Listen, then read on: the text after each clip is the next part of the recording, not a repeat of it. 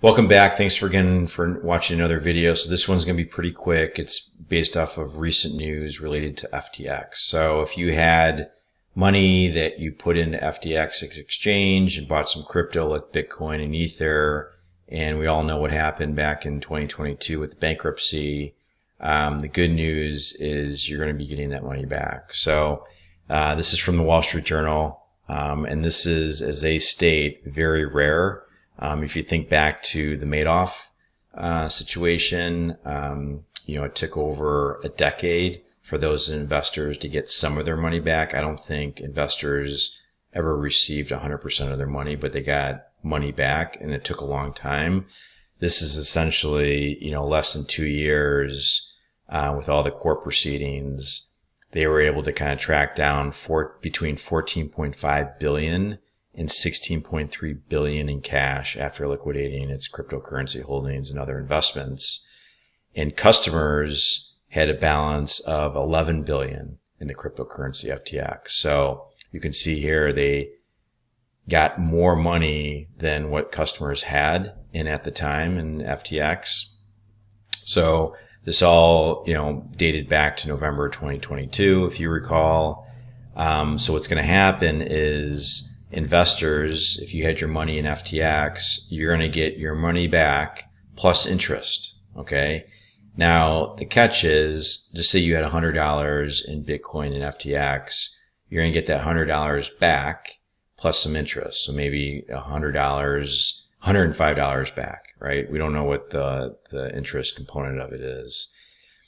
And that's kind of great news from one perspective, right? You're getting cash back that you put in, and you could have put that money in 2020, right? Or 2019. The problem with that is just say you had that $100 in Bitcoin, and that was the value in 2022. Bitcoin has definitely increased since 2022. So the money that you're going to get back is actually technically going to be less than if you would have kept it in Bitcoin. And that's what a lot of customers are kind of complaining about. But like I said, there's two ways of looking at this, right? You're getting your money back, right? It's just not the value of what it would have been in today's terms. Now, what's also interesting is if you remember back in 2022, a lot of people thought, FTX is over. There's no way they're going to track down all this money. It was, in all these different places. So customers of FTX were actually selling their stake, their kind of crypto on 3 cents on the dollar. And there were people that were buying that, right? So imagine those people that bought, Bitcoin, one Bitcoin at 3 cents on the dollar, and now what they're going to need back today. So that's a nice win to those people. But again, it's a rare case that all this is happening. And if I had money in FTX and I found out that I'm getting my money back that I put in, I'm grateful that I'm getting anything. But the other way of looking at it is, but I should be getting back what it's worth today. And if you're looking at that standpoint, then you're going to get less than what you actually kind of put in.